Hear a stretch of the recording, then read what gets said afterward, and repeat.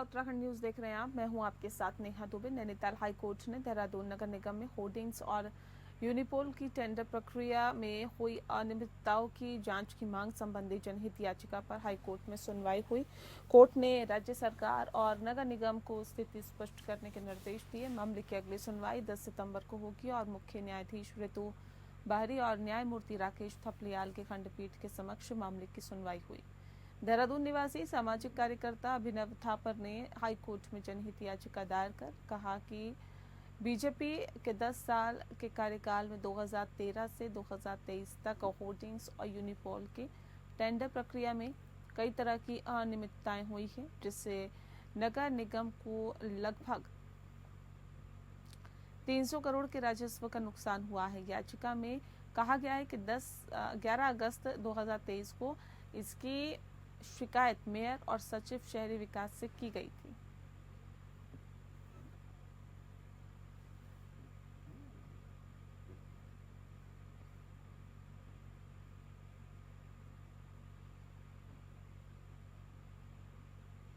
तो होर्डिंग और यूनिपोल की टेंडर प्रक्रिया में निर्देश दिए गए हैं और बता दें आपको कि उत्तराखंड हाई कोर्ट इस पूरे मसले पर काफ़ी ज़्यादा सख्त हो गया है।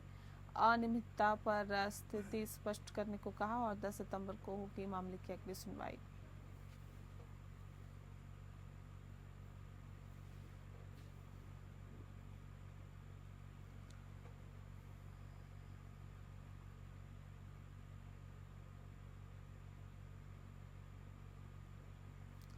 तो बता दें आपको कि उत्तराखंड हाई कोर्ट काफ़ी ज़्यादा सख्त हुआ है यूनिपोल और होर्डिंग्स के मसले पर।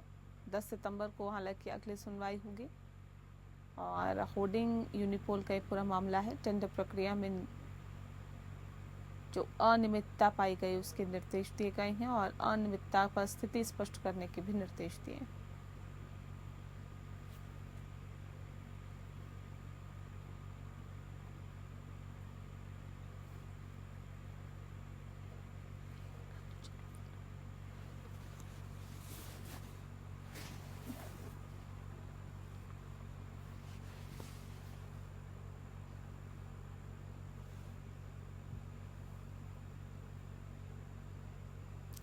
दस सितंबर को मामले की अगली सुनवाई होगी। बता दें ये पूरा मामला यूनिपोल और होर्डिंग्स का है और टेंडर प्रक्रिया के निर्देश दिए हैं। उसमें अनियमितता जो पाई गई है उस पर काफ़ी ज़्यादा सख्त हुआ है कोर्ट। स्थिति साफ करने के निर्देश दिए हैं।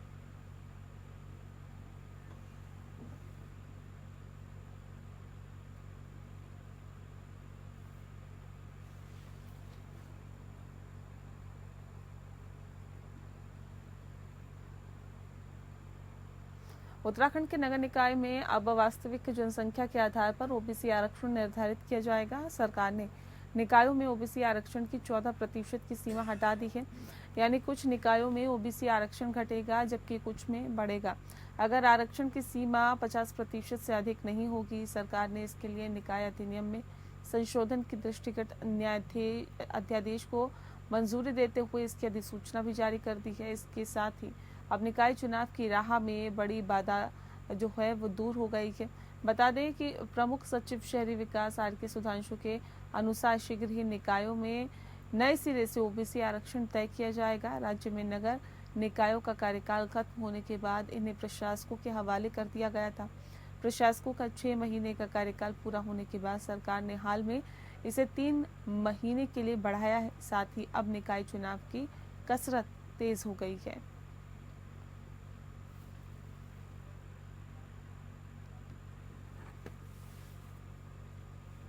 तो निकाय अधिनियम में संशोधन अध्यादेश को मंजूरी मिली है। निकाय के चुनाव का रास्ता अब साफ हो गया है। उत्तराखंड में नगर निकाय में अब वास्तविक जनसंख्या के आधार पर बता दें आपको कि आगे अब चुनाव होंगे। ज़्यादा जानकारी योगेश सेमवाल हमारे संवाददाता दे रहे हैं। योगेश, जानना चाहेंगे पूरा मसला क्या है और क्या कुछ अपडेट इसमें है?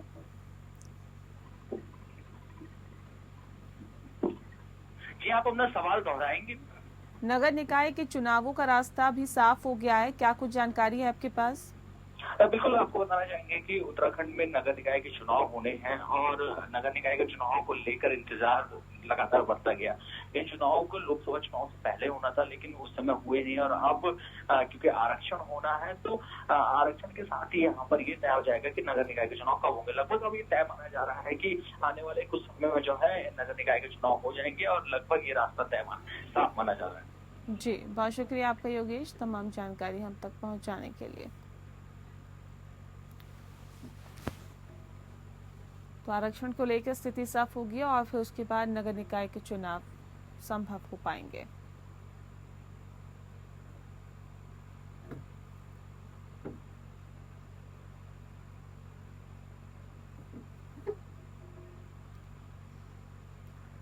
वहीं कांग्रेस के वरिष्ठ नेता और पूर्व मुख्यमंत्री हरीश रावत ने उत्तराखंड में हो रहे उपचुनावों में 2 सीटों पर जीत का दावा किया है। बता दें आपको कि उत्तराखंड में मंगलोर विधानसभा सीट और बद्रीनाथ विधानसभा सीट पर 10 जुलाई को मतदान होने वाले हैं और इन दोनों ही सीटों पर बीजेपी और कांग्रेस अपने अपनी जीत का दावा कर रही है।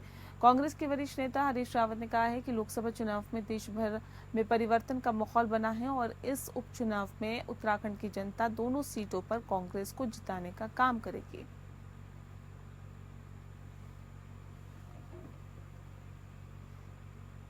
योगेश सेमवाल ज्यादा जानकारी के साथ सीधे हमारे साथ जुड़ गए हैं। योगेश, दोनों तरफ से जीत के दावे किए जा रहे हैं।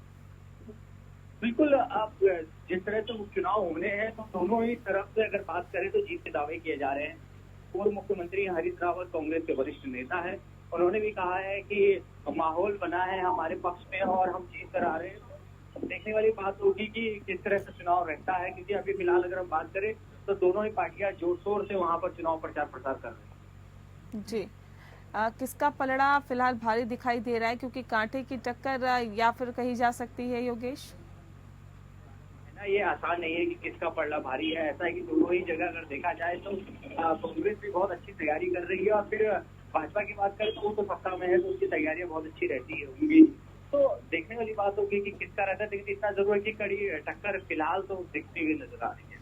बहुत शुक्रिया आपका योगेश, तमाम जानकारी हम तक पहुंचाने के लिए। तो कड़ी टक्कर है दोनों ही पार्टियों के बीच में, हालांकि जीत किसकी होगी ये वक्त बताएगा।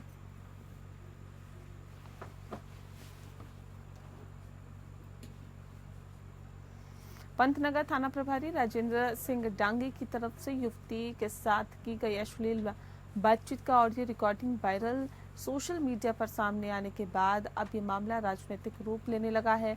कांग्रेस के किच्छा विधायक तिलकराज बेहड़ ने इस मामले में एसएसपी मंजुनाथ टीसी की भूमिका पर सवाल खड़े करते हुए पंतनगर थाना प्रभारी को सस्पेंड करते हुए उनके खिलाफ मुकदमा कायम करने की मांग की है। वहीं बीजेपी के पूर्व विधायक राजेश शुक्ला ने इस मामले में साजिश की आशंका व्यक्त की है।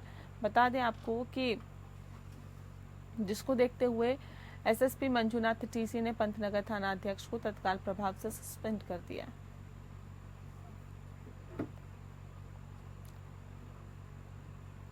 तो पंतनगर थाना प्रभारी राजेंद्र सिंह डांगी की तरफ से एक युवती के साथ की गई अश्लील बातचीत का ऑडियो रिकॉर्डिंग वायरल हुआ है।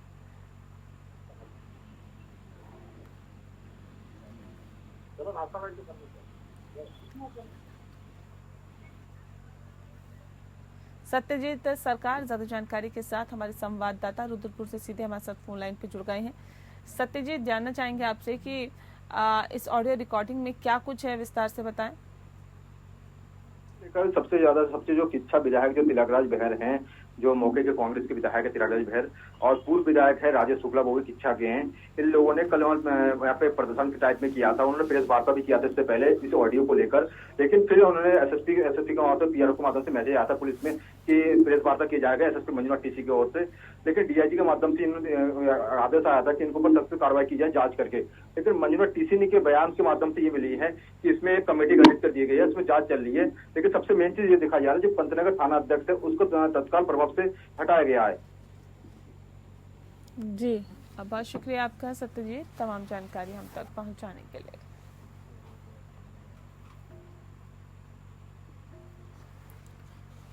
वहीं बागेश्वर नगरीय और ग्रामीण क्षेत्र में भीषण गर्मी से पानी का लिए हाहाकार मचा हुआ है। पानी के बिना लोगों के हलक सूख रहे हैं। प्रशासनिक इंतजाम रोस्टर की तर्ज पर किया जा रहा है।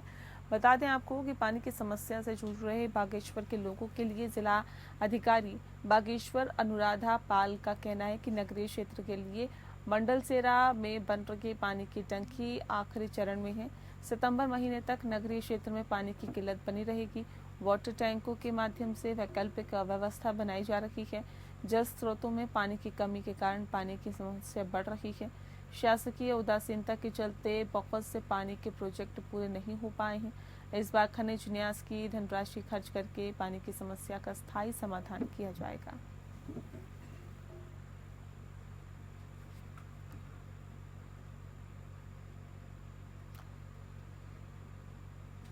द्वाराहाट नगर में एक बार फिर से व्यापारी आक्रोशित नजर आ रहे हैं। बता दें कि द्वाराहाट में नगर क्षेत्र में मीट व्यापारियों की दुकानें हटाई गई थी, जिसको लेकर मीट व्यवसायियों ने माननीय न्यायालय की शरण में वो गए थे। न्यायालय ने संज्ञान लेते हुए नगर पंचायत द्वाराहाट को पत्र लिखकर जवाब मांगा कि क्यों नहीं मीट व्यवसायियों को व्यवसाय करने दिया जा रहा। इसकी जब भनक व्यापारियों और स्थानीय लोगों को मिली तो सभी आक्रोशित होकर तहसील पहुंचे और नारेबाजी कर हस्ताक्षर युक्त ज्ञापन सौंपा। वहीं नगर पंचायत के अधिशासी अधिकारी से जब पूछा गया तो उन्होंने बताया कि जब 21 जून 2022 को नगर पंचायत की तरफ से इन मीट व्यापारियों को दुकानें दी गई, जिनको बनाने में करीब 36 लाख रुपया नगर पंचायत का खर्च किया, तो सभी व्यापारियों ने अपनी सहमति और किरायानामा प्रस्तुत किया था।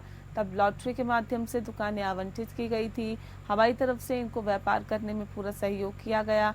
वहीं स्थानीय जनता और अन्य व्यापारियों का कहना है कि अगर इन्हें नगर के बीच लाया जाएगा तो उग्र आंदोलन किया जाएगा।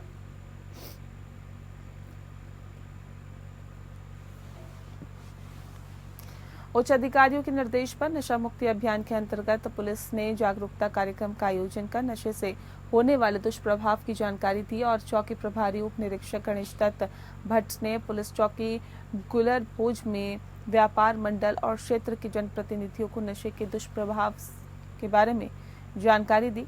उन्होंने नशाखोरी से सावधान करते हुए ट्रैफिक नियमों, ऑनलाइन ठगी और महिला सुरक्षा से संबंधित जानकारी दी। उन्होंने बताया कि नशे करने वालों का जीवन बर्बाद नहीं होता, बल्कि परिवार में भी लड़ाई झगड़े बढ़ते हैं, इसलिए किसी भी प्रकार के नशीले पदार्थों का सेवन से दूर रहना चाहिए।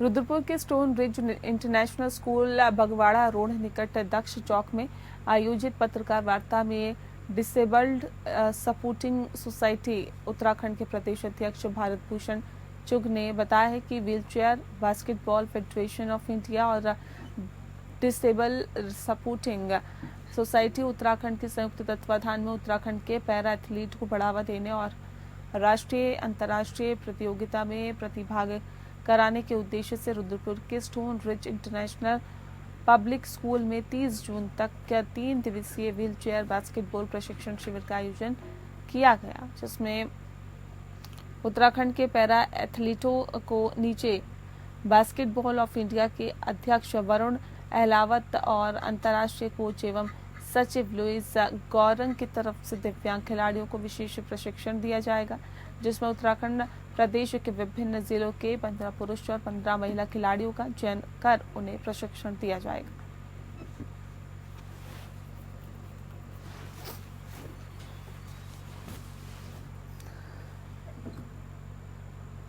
उत्तराखंड में मानसून दस्तक दे चुका है, जहां एक तरफ मानसून के आने से आम जनता को भीषण गर्मी से राहत मिल रही है, तो वहीं अब कुछ ही दिनों में देहरादून शहर के भीतर मानसून में जलभराव जैसी समस्या सामने आने लगेंगी।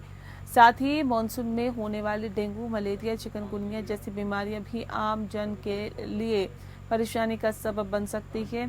इसी को ध्यान में रखते हुए नगर निगम अपनी तैयारियों में जुट चुका है। नदी नालियों की सफाई से लेकर पेट्रीसाइड और फॉगिंग अभियान के जरिए निगम इन घातक बीमारियों को रोकने की जद्दोजहद में जुटा हुआ है।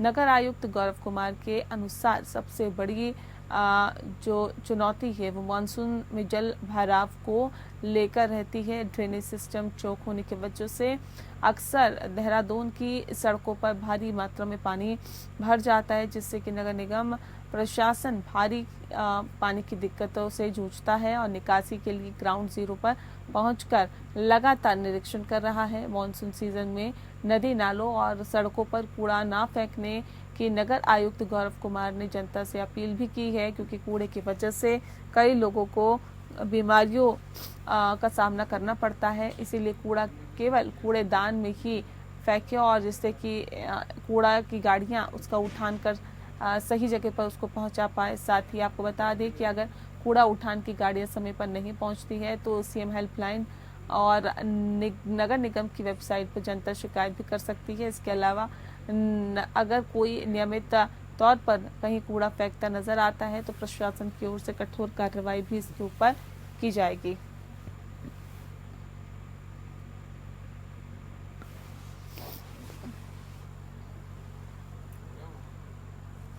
उत्तराखंड में हर वर्ष मानसून के सीजन के चलते भूस्खलन से रास्ते बाधित होने की घटनाएं सामने आती रहती है। भूस्खलन के चलते आसपास के क्षेत्रों में खतरा बढ़ जाता है, जिससे के चलते इस वर्ष मानसून से पहले ही तमाम विभाग अपनी तैयारियों में जुट रहे हैं। बता दें कि राष्ट्रीय राजमार्ग विभाग की तरफ से तैयारियां जो हैं वो पूरी होने का दावा किया जा रहा है। राष्ट्रीय राजमार्ग मुख्य अभियंता ने इसको लेकर जानकारी दी है। उन्होंने कहा है कि राष्ट्रीय राजमार्ग में अभी तक लैंडस्लाइड जोन्स चिन्हित कर लिए गए हैं, जिसमें करीब 154 लैंडस्लाइड सेंसिटिव जोन है।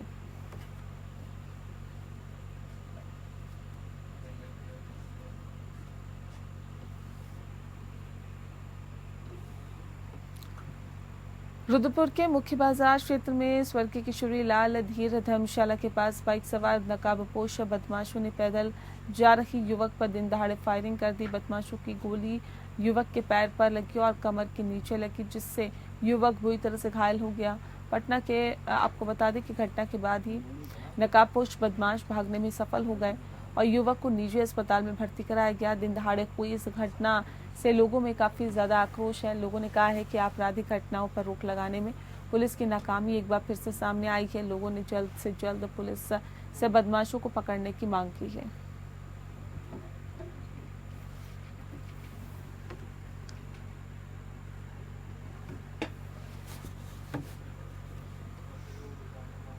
और फिलहाल इस बुलेटिन में इतना ही। नमस्कार।